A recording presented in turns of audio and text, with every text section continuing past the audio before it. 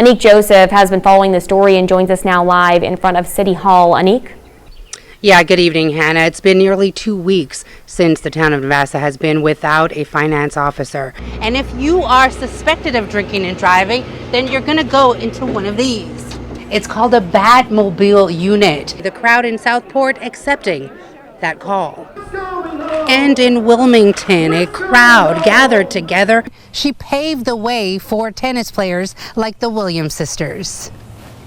And then before they know it, the tide comes in, and that water is now up to their neck. This helicopter is used to set backfires, drop water buckets. Ziva is not an overnight sensation. It took her about 3 years to learn how to surf. The spotted lanternfly may be a nuisance to homeowners, attracting biting insects. That's when they found out what happened at this home behind me. A specially designed mannequin was placed somewhere on the bottom of Lake Waccamaw, designed to help first responders.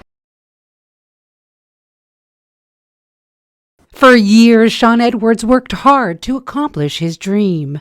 This day would be the day that he would be walking across the stage to get his bachelor's degree in communication. Edwards' father says his son was a proud Seahawk. Then an unexpected diagnosis. In March of this year, we found out that he had a germ cell tumor in his chest. Despite his obstacles, Edwards stayed determined to reach his goal, receiving chemotherapy, trying to keep up his energy to finish what he started, with his family by his side, cheering him on. He finished his studies. He continued to work hard on his studies.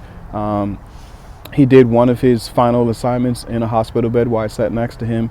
Meeting all requirements to obtain his undergraduate degree from UNCW. He still continued to fight, but on September 7th of this year, he passed away. But his fight is what I continue to fight for.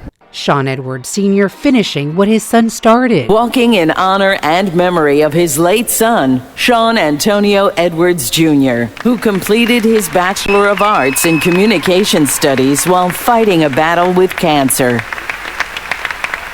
Accepting his degree along his classmates. He was full of joy, laughter, loved life, and just embraced being able to be a part of something bigger than himself. His family embracing and cherishing the 22 years they had with him. I feel like this is the final stamp of approval on him. Part of his legacy, his life, is that he persevered. He did not give up. A walk to remember, a son who taught as much as he learned. In Wilmington, a last farewell and celebration for the leader of one of the oldest and most adored historic theaters in the country. Actor Walter Kuntz was there for Tony Rivenbark's first season at Thalian Hall. In 1978, I came here and did Pippin with Tony. Tony Rivenbark, a force to be reckoned with. Tony has been the eye of the hurricane for Thalian Hall. The late executive director conducting his final event with a full choreography. A person who has helped to shape our community over the past 5 decades lays down his wit and talent and returns to his maker. All 3 levels of the auditorium open to the public, a chance to see Rivenbark on stage for the last time. Came to this theater as an actor when I was in college. At the age of 18. And he never left. His work projected on the screen, his passion for theater undeniable, and in Rivenbark style, a procession fit for royalty. Now those who knew Tony Rivenbark knew his big personality, his motto, go big or go home, just like this New Orleans style parade. Laissez les bon temps rouler. A traditional New Orleans style second line led the crowd up 3rd Street to the Wilson Center for the reception. The roving party included a brass band from New Orleans, the New Hanover Sheriff's Office, Honor Guard, and horse-drawn hearse. Rivenbark's dear friend Shane Fernando overwhelmed by Saturday's event. I'm heartbroken, but I feel so uplifted, and I had one of the most incredible directors who directed this, and I hope he's pleased. Pleased his legacy will continue. Someone said to me one time, when is it going to be finished? In Wilmington. I said never. Annick Joseph. It'll never be finished as long as it continues to be used as a live theater.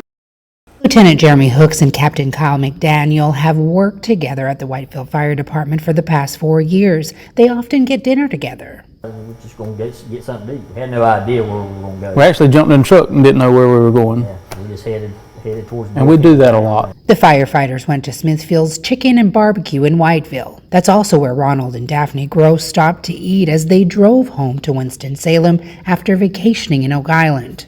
Just a couple of minutes, we had ordered our food, sat down, and we had just started eating, and 2 firemen walked in. We got our food, sat down, and all of a sudden we hear this lady saying, "Hey, my husband's choking." Surveillance video caught what happened next. Hooks and McDaniel's rescue response kicked in. Started doing the Heimlich. Yep. And I think I gave him like 4 or 5. And he got the obstruction up out of his airway. Ronald says the firefighters saved his life. And I knew that I was in trouble. And I knew if somebody didn't help me that it was going to be bad. Thankfully, the firemen were there. First responders suggest you carry something like this, especially if you have a baby. And if you find yourself choking and you're by yourself, you can use the back of a chair, but make sure you call 911. But take the chair and try to get it right below your ribs and thrust yourself down onto that chair until you get the object removed. The Grosses are thankful to the staff at Smithfield's and to the firefighters. So many different things happened for that one moment in time to take place. Just had to be at the right place at the right time. And as Ronald put it, was just short of a miracle. In Whiteville, Annick Joseph, WWAY News.